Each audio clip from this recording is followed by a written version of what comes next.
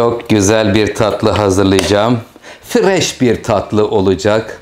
Limonlu, içi kremalı, keki şerbetli olan böyle çatal yukarıdan aşağı sevgiyle iniyor sevgili seyircilerim.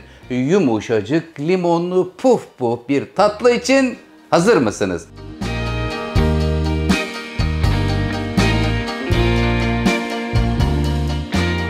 Efendim şimdi önce kekiyle başlayacağız kıymetli seyircilerim. 4 tane oda sıcaklığına gelmiş yumurta. Bu çok önemlidir. Mutlaka bütün yapılan keklerde her vakit yumurtanız oda sıcaklığına gelmiş olması gerekiyor. Dolaptan çıkarın, 1 saat geçsin.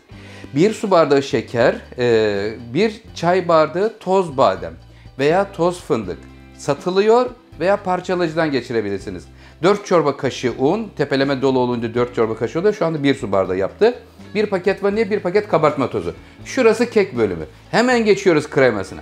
Kremasında 2,5 su bardağı süt, 1 çay bardağı toz şeker, 1 çorba kaşığı mısır unu, mısır nişastası, 2 çorba kaşığı normal un, 1 limon, kabuğu, suyu hepsini kullanıyorum.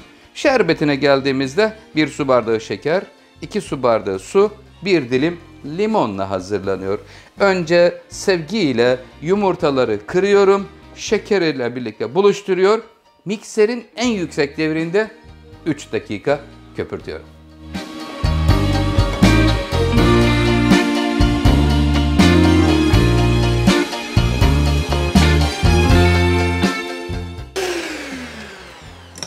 Evet efendim şu anda kar gibi oldu. Sevgiyle akıyor, görüyor musunuz? Çok güzel bir kıvam çıktı.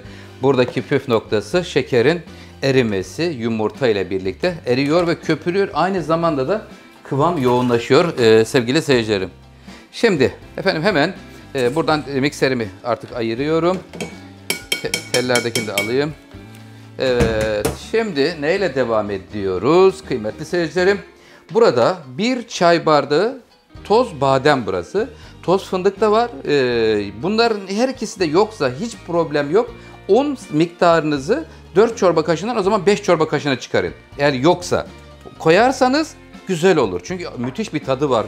Bu badem ya da toz fındığın buradaki kek bölümünü müthiş lezzetli yapıyor sevgili seyircilerim. İmkanı olanlar koysun, olmayanlar 4 çorba kaşığı un koydum. O zaman 5 çorba kaşığına çıkarsınlar.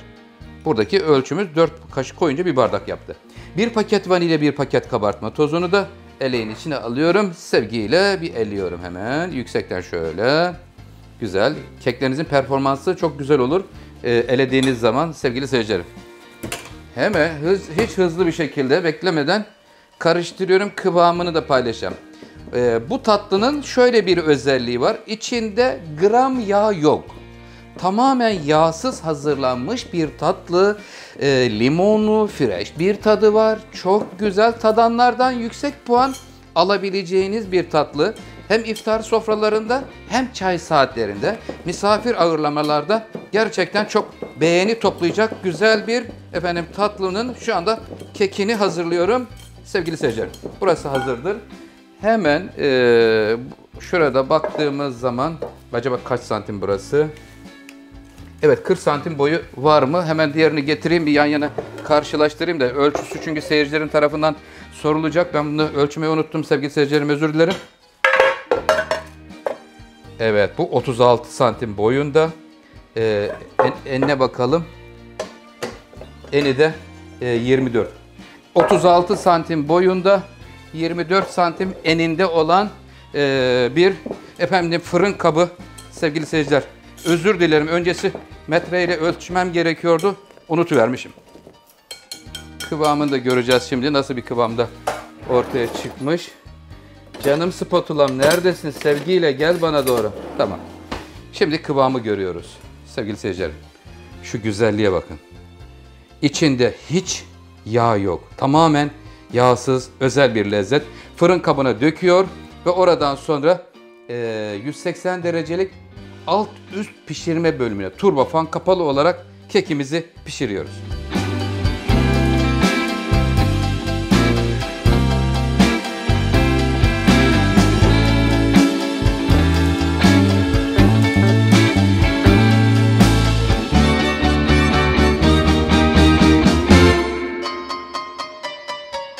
Sevgili seyircilerim, şerbetimiz kaynamaya başladıktan sonra 3 dakika kaynattım limonu ile birlikte. Şimdi hızlıca soğutmak için ayrı bir kap içine alıyorum. Tenceresinde kalırsa soğuması biraz uzayabilir. Bir dilim limonla 3 dakika kaynattım. 2 su bardağı su, 1 su bardağı toz şeker, üçlüsü. Şimdi ilk sıcaklığı çıkıyor. Kremaya geçelim. Şu anda kekte 26. dakikaya girmiş bulunuyoruz. 180 derecede alt üst pişirme bölümünde. Şimdi hemen kremayı artık yapabiliriz. Bismillahirrahmanirrahim. Kremamızda 2,5 su bardağı soğuk süt tencereye alıyorum. Evet, şimdi soğuk sütü aldıktan sonra 1 çay bardağı toz şeker, üzerine 1 çorba kaşığı mısır nişastası, 2 çorba kaşığı un, silme dolu. Sizlerden çünkü soru geliyor, Oktay Usta tam tepeleme dolu mu, silme mi dolu diye. Haklısınız, açıklama yapmam gerekiyor. 2 çorba kaşığı silme un, 1 çorba kaşığı silme dolu mısır nişastası. Şimdi tencere hepsini soğukken aldım. Çırpma teliyle karıştırarak tatlımızı hazırlıyoruz. Fresh bir tatlı olup hiç yağsız bir tatlı. Hafif mi hafif. Şimdi kremayı pişiriyorum. Kekin çıkmasına şu anda 4 dakikası kaldı. 30. dakikada fırından çıkmış olacak sevgili seyircilerim. En önemli püf noktası fırının orta katın bir altında pişiyor. Çünkü kalın bir cam var. Isıyı iletkenliğinde zayıflık olabilir. Üstten daha fazla salıyor. Cam ısınıp da gönderene kadar üstler yanabilir. Ondan dolayı orta katın bir altına koyduğunuz zaman garanti olur. Çırpma teliyle karıştırarak kremamı pişiriyorum. Limonu ve limon suyu gelecek birazdan. Kabuğu ve suyu gelecek.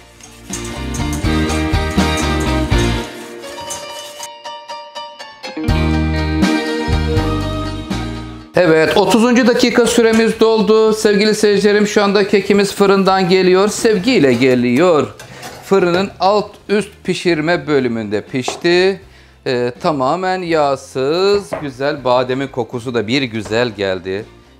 Kıymetli seyircilerim, gerçekten çok güzel bir badem kokusuyla buluştuk. Şimdi 5 dakika böyle cam kabı ile birlikte kalsın. Isı dengesinde bir bozulma olmasın. 5 dakika sonra kağıdından tutup çıkaracağım. Şerbet soğuyor. Kremamız burada. Şu anda pişti. Soğutmaya başladım. İlk sıcaklığı çıksın. İçine limon kabuğu rendesi, limon suyu gelecek. Gerçekten nefis bir tatlı olacak. Sevgili seyircilerim, tadanlar şöyle diyecekler. Çok güzel diyecekler. Soğutuyorum, birleştiriyoruz.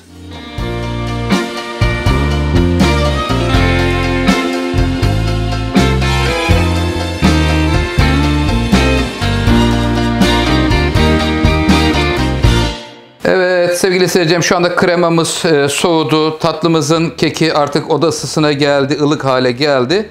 Şimdi burada 2 metot var. İsterseniz şöyle tekrar üstüne getiriyoruz fırın kabımızı. Sonra burayı böyle getirdikten sonra şöyle tahta yardımıyla hemen bir üstüne ters çeviriyorum. Evet, çevrildi. Şimdi burada ayrılma vakti olacak. Şimdi burada kağıdından.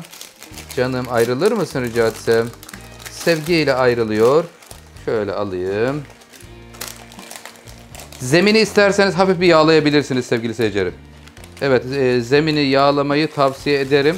Çünkü hafif bir şey zemine yapışmış. Ondan dolayı şöyle bir kaşık yağ ile yağlarsanız garanti olur. Tamam. Şimdi burada kıymetli seyircilerim, benim şu bölümü ben yine tabanda istiyorum. Çünkü buradaki kremayı direkt bu deliklerden içeriye gider. Ondan dolayı hemen şu tahtayla çevirebilirim. Şöyle yapıyoruz. Bir tahta ya da tepsi ters çeviriyoruz. Çevirdikten sonra buraya alıyor ve kaydırıyoruz buradan sonra. İner misin canım? Sevgiyle iniyor artık. Tamam. Böyle yapmamdaki sebep şuydu. Kıymetli seyircilerim, şu üstteki pişmiş tabanı var ya, kızarmış yüzeyi. Orası güzel. Çünkü üstüne dökeceğim kremayı direkt içine çeker. 2 metot var. Ya böyle direkt üstüne dökebiliriz veya arasını kesip arasına da koyabiliriz. Öyle de bir yöntem var ama bu kolay olsun diye ben kolay olanı önce tercih ettim. Soğumuş olan, yani oda ısısına gelmiş olan şerbetle buluşma vakti. Limonlu, fresh bir tatlı dedik. Çok yumuşak, sünger gibi adeta. Tadanlar Tadına bayılacaklar. Çünkü müthiş bir yumuşak bir tatlı. Ve limonlu. Hemen şimdi şerbetini veriyorum. Şerbetini veriyor. Bir 10 dakika bekletiyoruz. Bu şerbetle bir kaynaşsın. Ondan sonra üzerine kremasını döküyor. Süslemesini yapıyoruz. Dolaba kaldırıyoruz. 4 saat, 3 saat dolapta bekliyor. Servise hazır hale gelmiş oluyor.